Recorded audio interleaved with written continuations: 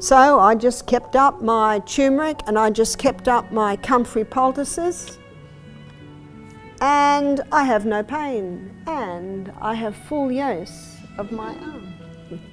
Singapore has the highest rate of fractures caused by osteoporosis in Asia, a disease where bones deteriorate and become more fragile. This is set to rise by over 57% by 2035. As the silent disease. And my question to you is, how does someone get osteoporosis? Is it genetic? Is it age-related? Hormones? All of the above?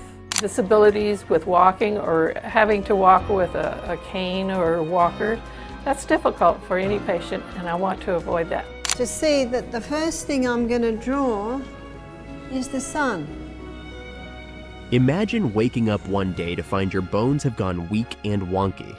Suddenly, you're a walking, or rather hobbling, bundle of aches and pains. Developing conditions like osteoporosis or brittle bones can lead to a whirlwind of symptoms: bone pain, arthritis, easy fractures, and sprains that seem to pop up out of nowhere.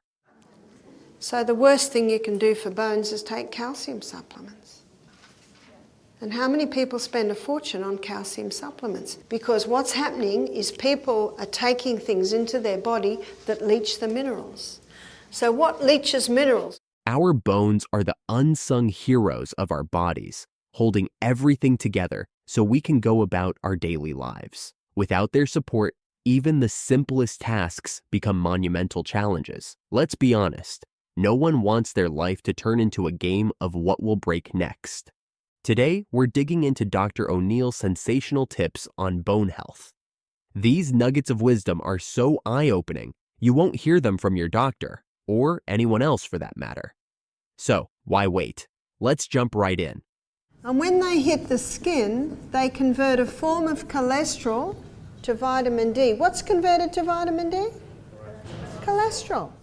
First up, let's talk about sun exposure. Barbara kicks things off with this gem, and she couldn't be more right.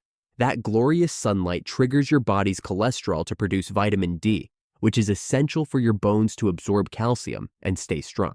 It turns out, cholesterol isn't the villain it's made out to be. As Dr. Barbara often points out, we're constantly warned to avoid it, and now even normal levels are considered high. We've got a must-watch video on the costly secrets of cholesterol by Barbara O'Neill. Trust me, it's one of those truths the medical world would rather keep under wraps.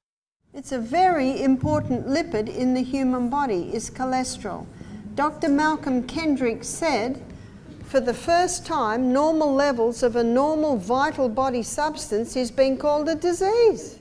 Not only is vitamin D a superhero for your bones, but it's also a formidable ally against cancer, ranking among the top cancer fighters today. But here's the twist. Dr. O'Neill claims that the body, not the bones, actually utilizes calcium deposits. She points out that bones are composed of 12 minerals and 64 trace elements, with calcium making up just a tiny fraction. It doesn't help. Calcium hardens cement, it does not harden bones. But what it can do is harden your tissues. It can build up on your arteries, it can actually contribute to calcium deposits in your kidneys, in your gall. So if you've got calcium supplements, the best thing you can do with them is put them in the bin. Do you call it a bin? In America they call it a trash can. I just want to be really clear here. Rubbish. Rubbish, yeah. In fact, in the book The Calcium Lie, Dr. Robert Thompson, he actually says that calcium supplements can deplete even more calcium out of your bones. According to her, popping calcium supplements can backfire by depleting your bones of calcium, leaving them weaker and more prone to fractures. Instead, she advocates for more fats and salt-rich diets to bolster bone health. But not just any salt. We're talking about pure seawater salt, not the stripped-down table salt you find at the grocery store. Barbara explains that our bodies are essentially composed of seawater. So, while drinking seawater is a definite no, incorporating Celtic or Himalayan salt, which contains all those natural minerals, is a yes. Dr. Robert Thompson states that the clearest indicator of a creator God is seawater, because it's the exact same mineral balance and proportion as is found in the body. You think about it. We cry seawater, we sweat seawater, we urinate out seawater. Every cell in the body is bathed in seawater. So we don't need to drink seawater. All we need to do is get the whole salt, Celtic salt or Himalayan salt, that has all of those minerals in it. Dr. Robert Thompson states that if you take a little crystal of salt in your mouth, give it a little chomp, drink your glass of water, you do that with every glass of water. That's 8 times a day. Celtic salt, packed with trace minerals like magnesium, calcium, and potassium, is a bone health powerhouse. These minerals not only fortify your bones, but also maintain proper electrolyte balance, which is crucial for bone development. Plus, Celtic salt's potential alkalizing effect might just help prevent calcium loss by balancing your body's pH. It's not a one-trick pony like calcium supplements. As Barbara O'Neill points out, they're not nearly as effective as they claim to be. If the salt hath lost its savour, how does salt lose its savour? I'd like to suggest that the table salt has lost its savour because it's only 2 minerals. And the money that you usually use to buy calcium supplements, buy the Celtic salt.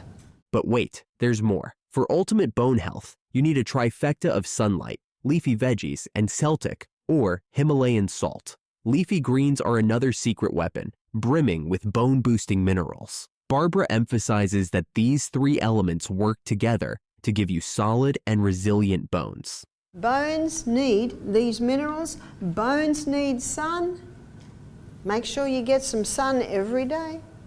And here's a fantastic secret she shares about soaking up that sunlight magic. Something you might not know. Ready to be shown the light? Don't go and lie in the sun just after you've had a shower and washed yourself with soap, because you've washed all the oils away and you won't get vitamin D.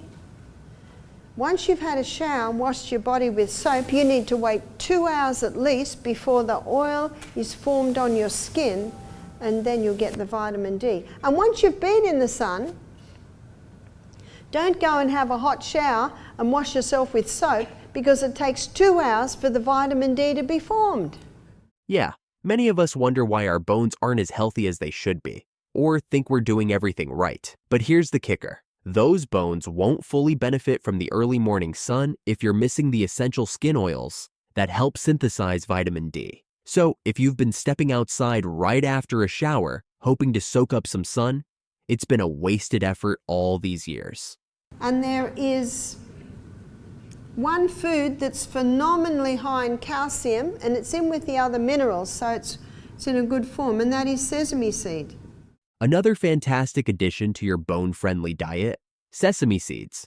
They're loaded with minerals that not only strengthen your bones, but also protect them from trauma and other external influences. Chickpeas and dried figs are also miraculous foods that can help nourish your bones.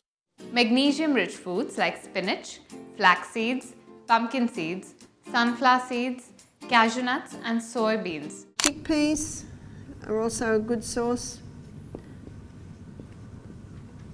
So these are foods that will help boost calcium. And dried figs. Dried figs are quite high. Barbara also highlights what not to eat. Those high-acid foods that leach minerals from your bones instead of strengthening them. So what are the leeches? What leaches calcium out of the body is high-acid foods. So that's a high carbohydrate diet, high carb, high wheat, refined sugar, and caffeine. These are some of them, and Dr. Barbara O'Neill has surprisingly some jaw-dropping insights regarding milk. She categorizes milk as a high-acid food, which makes your body release calcium to balance out the excess acid. According to her, this process is a crucial player in malnourished bones and osteoporosis, particularly in countries where dairy consumption is high. And the countries in this world that are the highest dairy consumers have the highest incidence of osteoporosis. And animal protein is very dirty burning fuel. Only 58% is burnt as fuel. Do you know what that leaves? A 42% waste. And that's a high acid waste, it's a sulfur waste. And so what the body uses is it uses the most alkaline mineral, which is calcium, to negate the sulfur residue. Do you know how much calcium is left for the human body after a person drinks a glass of milk? None. Where does the elephant get his calcium from for his huge bones? Where does the orangutan? The creatures in this planet with the biggest bones are vegetarians. They get it from grass. I've got some good news. You don't have to eat grass. You can eat broccoli and bok choy and all your dark green leafies. You don't lose your minerals when you cook them. For robust bones, focus on a diet rich in veggies and Celtic or Himalayan salt while avoiding calcium-draining foods. And here's the grand finale, the rebounder exercise. Isn't this exercise just out of a fairy tale? The concept is all about defying gravity. As you bounce and stretch, you put your entire skeletal system under beneficial stress, which remarkably strengthens it. According to Dr. O'Neill, the acceleration and deceleration effects from rebounding have a maximum impact on all body cells, including your bones. Bone and muscle strengtheners is rebounding. Rebounding is the little trampoline. You see, strength comes by exercise, and strength comes by defying gravity. Defying gravity is the most powerful form of strength-building exercise. You see, every time you jump, you're putting a little stressor on your body, and every time you put a stressor on your body, it keeps adapting and adjusting, adapting and adjusting. And NASA, I think I mentioned the other day, NASA found that when their athletes came back from outer space, they'd lost so much muscle and bone strength because there's no gravity. And the only exercise they found that prepared them for no gravity and also it resumed their strength much quicker than any other was the rebounding. This is the only exercise that affects every single cell in the body. We've packed in a lot of knowledge today, but there's one last gem from Dr. O'Neill, especially for those battling arthritis. When someone has arthritis, they need to go to more alkaline foods, and they need to rebound, and they need to make sure they're well hydrated. And if they have pain in the joints, they can take high-dose turmeric. Turmeric is a powerful anti-inflammatory. Most of these recommendations we've heard across the video, besides turmeric.